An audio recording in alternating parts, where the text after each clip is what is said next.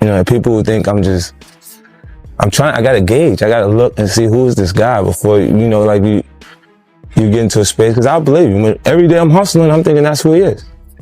Then you look in the back and you go, wait, it's a cop. Nigga took a picture with Rick Ross. You like a hoe. Put your back against the wall and just slide down. Rick Ross just turned up the heat, locking horns with 50 Cent and sending the internet into a total frenzy. Every move from Ross is bold and calculated, dominating the headlines, while 50 Cent tests the limits, trying to keep pace. The tension between them is electric, each clash sharper than the last, and the fallout is reverberating across social media. Brace yourself, this face-off is full throttle, and Rick Ross is taking center stage, making sure every moment hits hard and leaves an unforgettable mark. Possibly not real. Cars are being leased.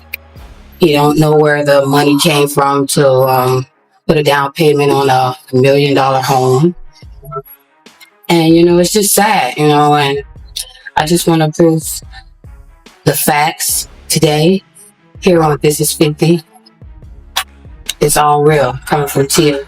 Yeah. So, before you get confused in any way, like Rick also has a baby mother who's currently working as a call girl. He has a daughter by Brooke, right there. Can you see that? This is like the adult. This is like where you can find really exclusive horror. The clash between 50 Cent and Rick Ross ignited back in 2008 when Ross claimed 50 shot him a glare at the BET Hip Hop Awards, a move 50 dismissed, insisting he hadn't even noticed.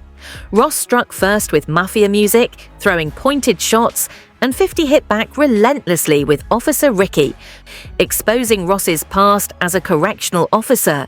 From diss tracks to savage interviews and mocking skits, the rivalry escalated into a full-blown showdown, each move calculated to dominate the spotlight. 50 even took it further, digging into Ross's personal life to challenge his street persona, while Ross kept the heat burning, making every clash a headline-grabbing spectacle that set the tone for one of hip-hop's most legendary feuds. Well, the internet knows the last person you ever want to double cross is 50 Cent. So right now the internet is on fire. Why? Because 50 Cent just called Big Meech a rat. What? I don't even know what to think of this news. I didn't even think it was real until I started seeing all the blogs posting it. And I'm like, what the heck? So like literally every blog is posting that 50 Cent called Big Meech a rat. And everybody is saying it is because Big Meech teamed up with Rick Ross. And you know Rick Ross and 50 Cent are sworn enemies. So, you know, I had to go to 50 Cent page and make sure it was real. And lo and behold, here it is right here. He said the biggest mistake he ever made was not sustaining his relationship with Tammy Cohen. Her tell-all docu reveals the truth. What? And the caption says, I think I'm Big Meech with a rat. Now, this is very troubling because just not too long ago, 50 Cent and Big Meech linked up and they posted a picture and it made it seem like everything was all good and they was best friends. See, look, he posted this picture November 17, 2024. Basically said Green Light Gang Ultimate Hustler Edition. Woo. So, a lot of people don't know that BMF season 4 is actually about to come out this year, and there's been a lot of rumors around how they didn't know if BMF was going to get another season because the rights and who owned the story and that Big Meech is out. So 50 Cent had been going on his page recently and been saying little things here and there about the BMF show he's producing. So he posted this: the truth ain't nothing but the truth. BMF, who is Tammy Cohen? He said, this is going to blow your mind. Docu coming soon. The facts are stranger than fiction. Boom. So what is 50 Cent basically saying about BMF? He also posted this right after and said, if ratings aren't good this next season of BMF, it will be its last. So tune in to Stars. I'm watching 50 Cent action. So with all that being said, 50 Cent then posted this. He said, be sure to catch the next season of BMF. It's going to be out of here if you don't. The tension between 50 Cent and Rick Ross has reached new heights, with 50 delivering sharp jokes and barbed remarks at every turn, while Ross remains completely unshaken, letting his commanding presence do the talking. True to form, 50's every comment is meticulously calculated to provoke, but Ross flips the script with unyielding confidence, transforming the pressure into momentum and seizing control of the narrative. This isn't just a musical rivalry, it's a full-blown public showdown of headlines, interviews, and strategic jabs, each exchange escalating the heat and keeping fans glued to every move. At the heart of it all, Rick Ross dominates the stage, striking hard with every response, proving beyond doubt that he's the one steering the drama, holding the spotlight, and showing the world who truly commands the game. I took a picture with Rick Ross. Hey, Curtis Jackson, you're more than welcome to bring that Versace Lamborghini to the car show and your little homies. I know them niggas with them niggas, Auntie Murder. Yeah, I know you got a Toyota Tundra. I know it. I can see it in your face. What is it with you and Ross that's just been going on for so long? I spent it to you, right? Nothing else works for him outside of mentioning me. When things get bad, he mentions me. It gets covered first. You see TMZ is a 50 Cent said this is going to be bad for Irv Gotti's career. I get covered across the board. Yeah. They get covered on the hip hop blogs. It is what it is. Yeah. And you watch because I have nothing else to say. You just see it happen periodically as they go. Yeah. You know, you see that big white elephant, that property he lived at? It costs more than the nightclubs. He's in the nightclubs. Yeah. We know what they can give you. They can't pay you more than they can pay you because the room can't hold enough people for them to give you the money to stay there. You can stay in 3 years squatter, holding on to the leg of the chair that they move. But that's what it is. It's just a part of presentation. Yeah. Come on, bro. You can see this. You don't need me to say that you know this. Yeah. Look at it. What kind of rich cut his own grass? Why you out there cutting your own grass? You trying to save money? You don't want to pay for the lawn to get cut, huh? Let me ask you. The AC broken in the... World famous DJ Clue. It's the people's choice, DJ Envy. Yeah. And it's Kid 50 Cent, man. What's I'm back, good? and I feel like I'm back starting again. We're coming full circle. I remember desperately wanting to be on a Clue tape. Rick Ross's son. Yeah. You were out in Vegas at the fight. Yeah. Now, this was like the worst disrespect that somebody can do. I took a picture to a parent. You took a picture with his son, holding his son. Yeah. But y'all have problems. Just imagine if your baby moms had your son with somebody else. It'd be ugly. Definitely. You know, like, I had a hard time. You know, my son's mom knows that my actions would reflect that. So she won't do it. She won't chance it. So people who know me know my capability. So they'll stop. You know, people who think I gotta gauge. I gotta look and see who's this guy before, you know, like you get into a space. Because I believe you. When every day I'm hustling, I'm thinking that's who he is. Then you look in the back and go, wait, it's a cop. You serious? And anything else that comes out is go, okay, I can't even take this serious. I gotta go put the curly. It's something else that's effective and laugh at it. So no one else takes it serious. You know, because there's no way. How could you attack that? The battle between 50 Cent and Rick Ross continues to escalate, with 50 launching sharp barbs and pointed digs at every opportunity, while Ross remains untouchable, masterfully transforming each attack into fuel that powers his own momentum. As 50 attempts to expose weaknesses and challenge Ross's image, Ross counters with unshakable confidence, dominating headlines, social feeds, and every conversation surrounding the feud. Their rivalry has evolved far beyond mere words. It's now a relentless spectacle of interviews, public jabs, and strategic maneuvers, each exchange intensifying the tension and making it unmistakably clear who's controlling the narrative. At the center of it all, Rick Ross commands attention with precision and authority, striking hard with every response, proving that no matter the onslaught, he's the one setting the pace, steering the drama, and owning this high-stakes showdown with undeniable dominance. It's crazy. When I think about Big Meech, I gotta think about Cuffy. You know about Cuffy? Yeah. Cuffy come from St. Louis, man. He he gave Meech them $1 million. He like helped start BMF. He owned the name of BMF.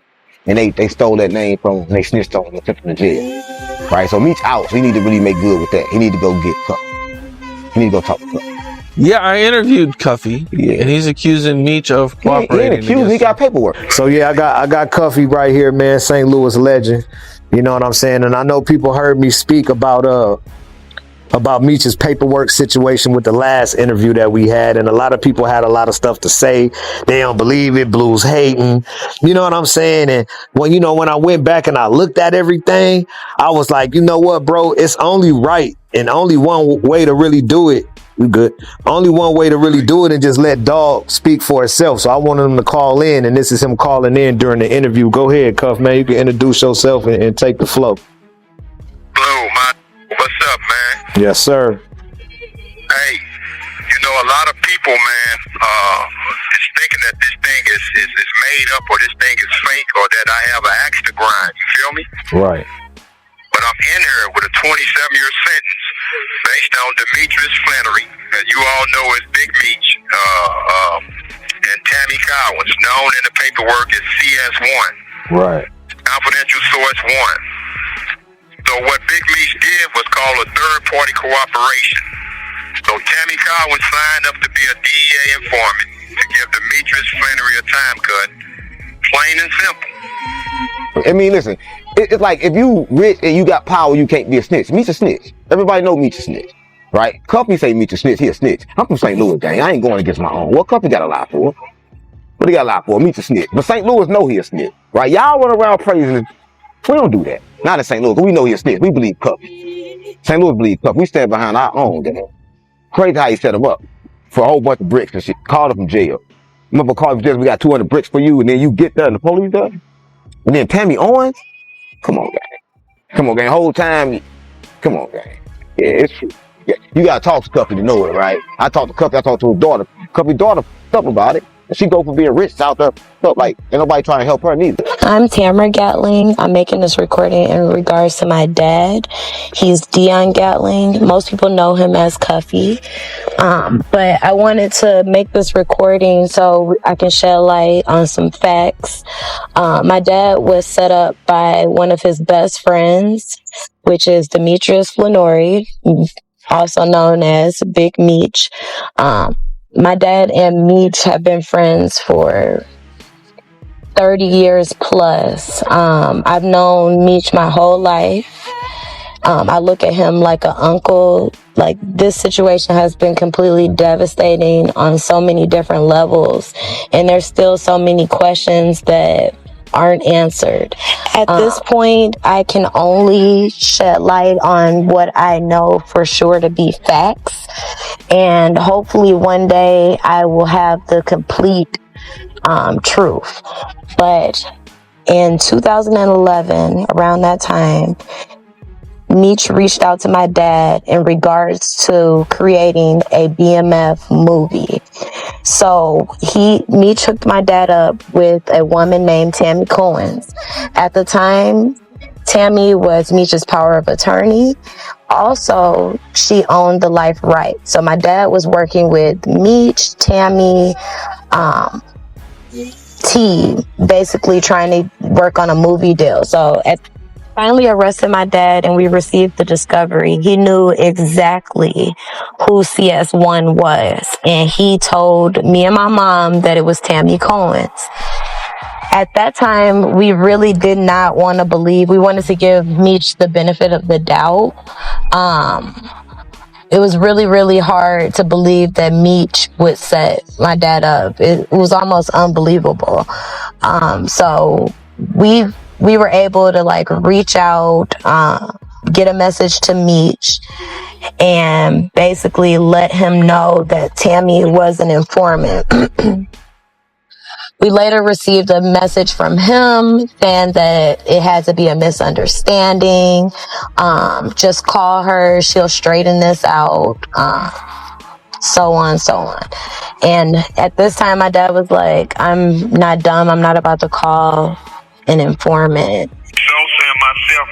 Just when it seems like 50 Cent might take a step back, he keeps turning up the heat, launching pointed shots and maintaining relentless pressure on Rick Ross, each move carefully designed to provoke a reaction. Yet Ross remains unshaken, skillfully converting the tension into his own advantage and commanding the spotlight with every calculated response. Their feud has evolved far beyond a simple back and forth. It's now a full-blown war of headlines, interviews, and public jabs, each exchange sharper, more intense, and more scrutinized than the last. Amid all this chaos, Rick Ross stands tall, delivering powerful responses that hit hard, proving that no matter how aggressively 50 Cent strikes, Ross is the one steering the narrative, controlling the momentum, and keeping the entire world glued to every electrifying moment of their clash. So what Big Meech did was called a third-party cooperation. So Tammy Cowan signed up to be a DEA informant to give Demetrius Flannery a time cut. Plain and simple.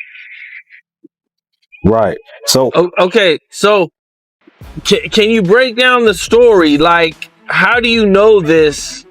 And how'd you come upon this information? how do you know? How do you came upon this information though? We were rewarded what's called a Frank hearing. It's based on a case called U.S. versus Frank. So I would implore your listeners to look the case up. And what a Frank hearing entails is that you're able to cross-examine your accusers, meaning government agents, meaning informants, and so on and so forth, just like a regular trial. So this was testified in court. Period. Point blank.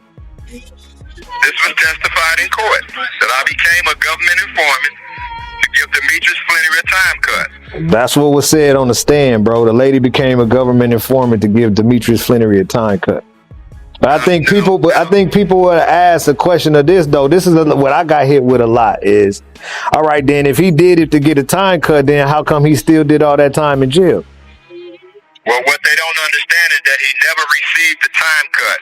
I wasn't going to address this because I'm not trying to let nobody trick me off the streets.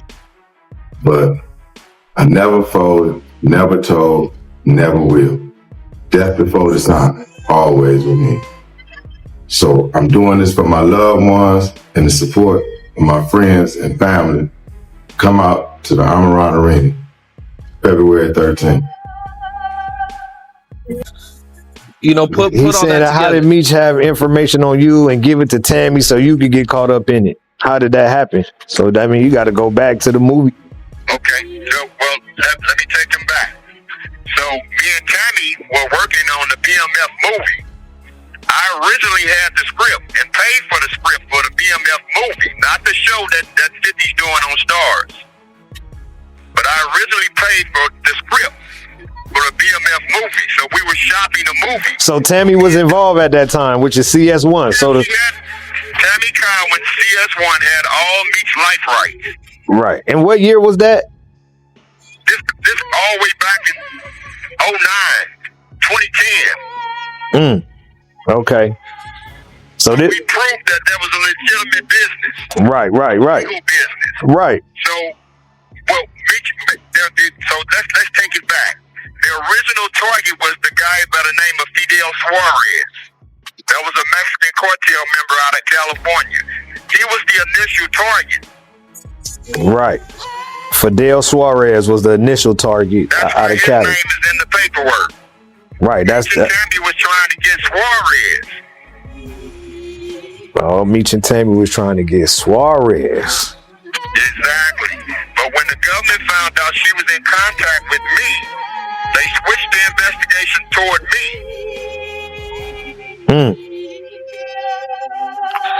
Bad work. Bad work. It's just bad work. Exactly.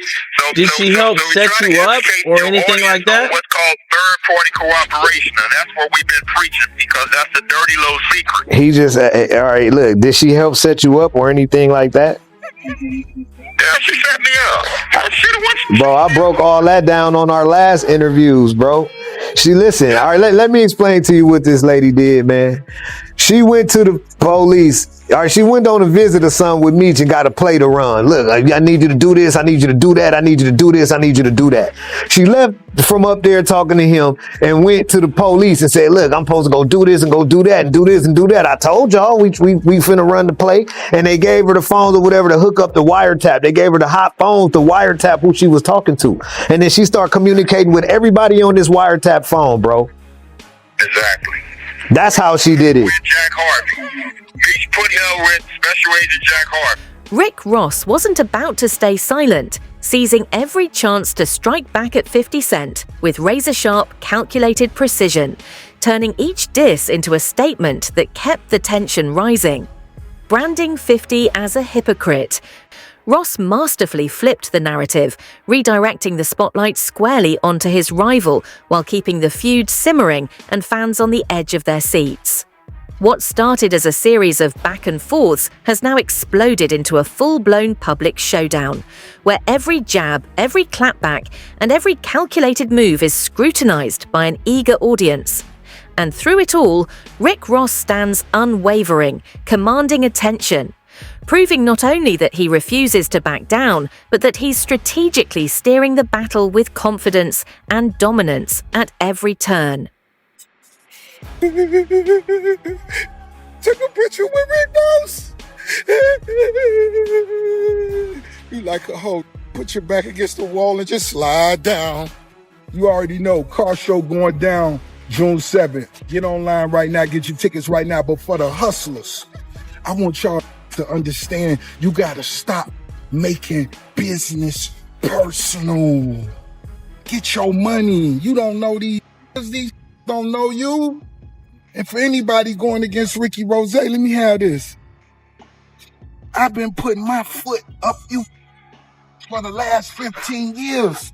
Everything you touch crumble. Why you think Rose on top? We don't take this personal. We get into the money.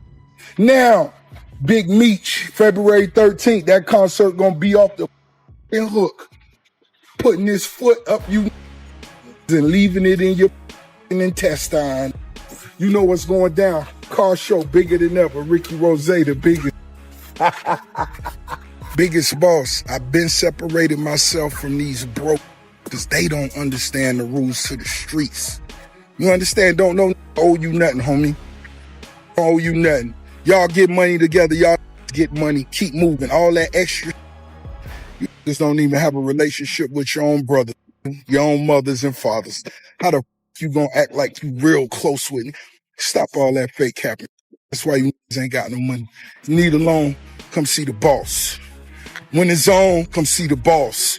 If dating, if I ain't said nothing to you, may want to do something to you. I told you in 06 who the biggest would be. I told y'all. In their emotions. Oh, took a picture with Rose. Oh, man, these emotional. Wipe your ass to the front, you heard? Hey, hurt her. Use it, hurt her. I'm gonna bust this bottle early in the day. One time for all the real ones. It's real, Ricky Rose. You looking at a young hustler on pace to get a B. And I'm gonna tell y'all this, and I want y'all to understand this. It's only great entertainment when you forget it's entertainment. Hey, Curtis Jackson, you more than welcome to bring that Versace Lamborghini to the car show June 7th, and your little homies. I know them with the Auntie Murder. Yeah, I know you got a Toyota Tundra. I know it. I can see it in your face. Shout out to all the big key holders. One time for everybody putting their cars together, fine-tuning they paying attention to all the details for this Ricky Rose car show Car show number 4. You see it? Boom. Car show number 4 is finna go down. We're gonna have a good time. We're gonna have a good time. We're gonna have a good time. The special rollout I'm gonna have as far as new whips for the car show, which I've never done, it's 3-piece, meaning it's 3 different automobiles they all the same color, and no, it's not the big motor verts from, listen, you wouldn't be able to imagine how many different times was tried to fix the issues with me and Curly Jackson. No, I always said no. Why? It's a free TV show for me. I could wake up in the morning and say, that can't dress, peon, and he ain't got no paper. None. All that aqua vitamin water shit was foo-foo. Stop. And then I could just run an ad. It's like having a TV show.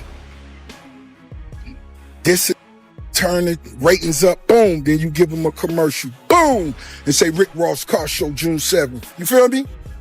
That's what I got. I could wake up, and who else could do that? I could wake up 50, yeah, it's a pussy, ain't got no paper, tight clothes, be wearing a Yankee hat with a Casablanca button up with the collar halfway turned up. Stop.